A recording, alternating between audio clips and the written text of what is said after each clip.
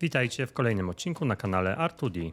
Kontynuujemy serię o tym, jak bardzo potrafią się różnić oleje silnikowe, nawet jeśli na etykiecie widzicie tę samą klasę lepkości.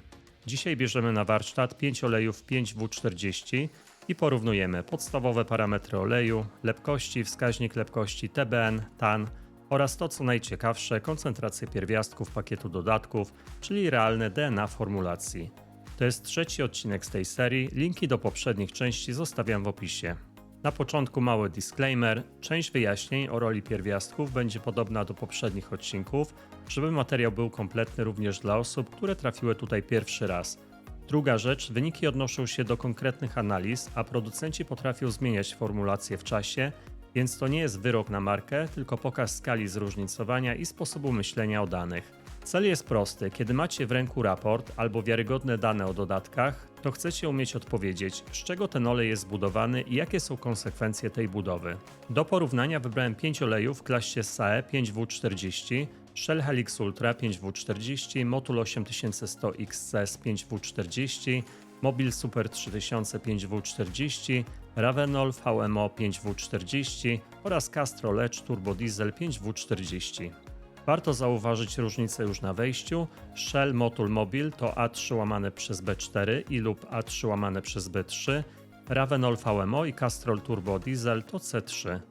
I to jest ważne, bo A3 łamane przez B4 i C3 często idą w inne ograniczenia popiołów i dodatków, więc różnice w pierwiastkach są wręcz oczekiwane. Co znajduje się w tabeli, którą przygotowałem?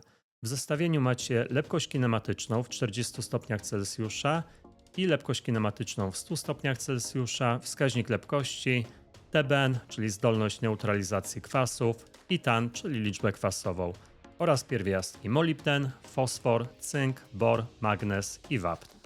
Dzisiaj poprowadzę to tak jak w poprzednich odcinkach. Najpierw szybki kontekst, co robi pierwiastek, a potem wnioski z tej piątki 5W40. Przechodzimy do części głównej, pierwiastki i wnioski. Zaczynamy od molibdenu. Molibden kojarzymy głównie z redukcją tarcia, występuje jako modyfikator tarcia, ochroną przeciwzużyciową anti-wear, anti-pressure, często też z poprawą kultury pracy węzłów tarcia. Molibden może występować w różnych związkach, ale w tym odcinku trzymamy się jednej rzeczy, ile go jest. W tej piątce wygląda to tak: Shell 97 ppm, wyraźna, sensowna dawka, Ravenol VMO 61 ppm, umiarkowanie, Mobil 3 ppm, praktycznie ślad, Motul oraz Castrol 0 ppm. Jaki jest wniosek praktyczny? W obrębie tej samej lepkości 5W40 macie oleje, które idą w molibden i takie, które w ogóle z niego rezygnują. To pokazuje, że 5W40 nie mówi nic o koncepcji ochrony przeciwzużyciowej. W drugiej kolejności bor. Bor najczęściej kojarzy się z bezpopiołowymi dyspergatorami, czyli utrzymywanie zanieczyszczeń w zawiesinie, czasem rolą wspierającą ochronę przeciwzużyciową i w praktyce bywa elementem nowocześniejszych pakietów dodatków. Tu mamy duże różnice: Shell 252 ppm, zdecydowanie najwyżej, Motul 73 ppm, Mobil 70 ppm, Ravenol 36 ppm, Castrol 0 ppm. Jaki wniosek?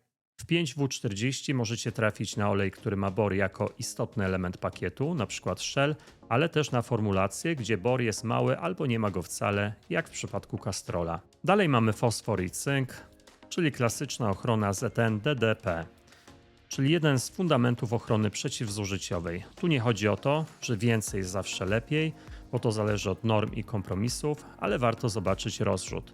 Fosfor Shell 925 ppm, Motul 953 ppm, tutaj najwyżej, Mobil 843 ppm, Castrol 803 ppm i Ravenol 681 ppm najniżej.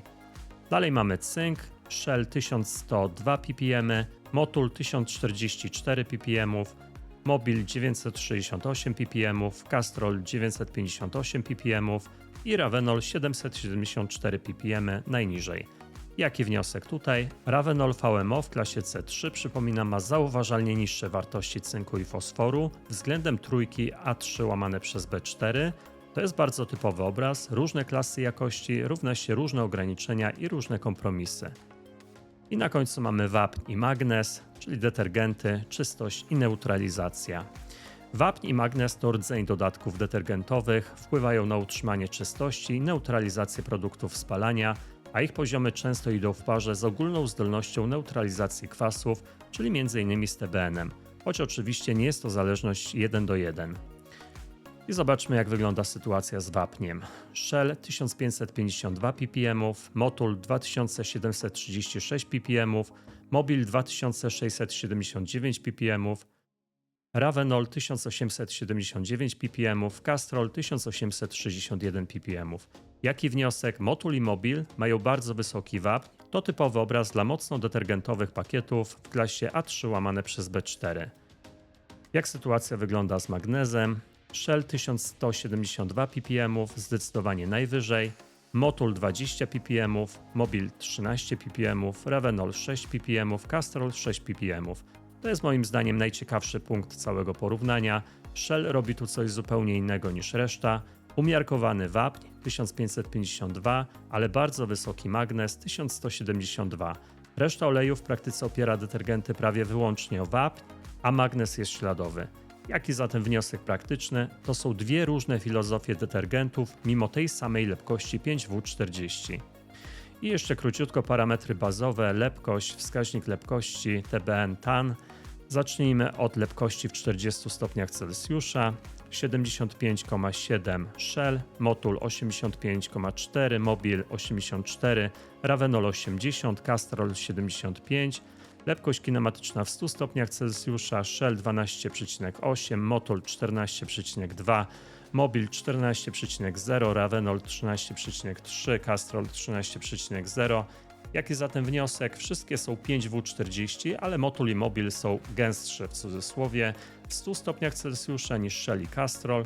To może mieć znaczenie przy porównaniu odczucia pracy silnika, temperatury oleju czy rezerwy lepkości. I jeszcze wskaźnik lepkości. Shell 170, Motul 172, Mobil 172, Ravenol 170, Castrol 174. Tu różnice są małe, w tej piątce wskaźnik lepkości akurat nie jest game changerem. I na końcu TBN i TAN. TBN Shell 11,38 najwyżej, Mobil 9,69, Motul 9,36, Ravenol 8,1, Castrol 5,4 najniżej.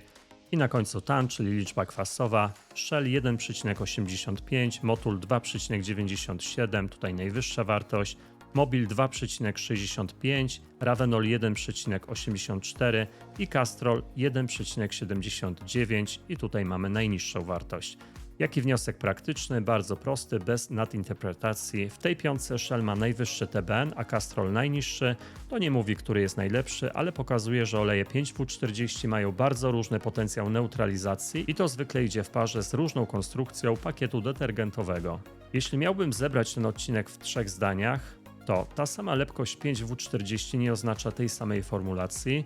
Różnice w lepkości kinematycznej, chociażby w 100 stopniach Celsjusza, TBN-u i dodatkach są realne. Największy wyróżnik w tej piątce to Shell, sensowny molibden, najwyższy bor i bardzo wysoki magnez przy umiarkowanym wapniu, czyli inna filozofia detergentów. Motul i Mobil mają mocno wapniowe pakiety detergentowe i klasyczny, wysoki poziom ZN-DDP, natomiast Ravenol ma wyraźnie niższe wartości fosforu i cynku, co dobrze pokazuje różnicę podejścia między klasami jakości.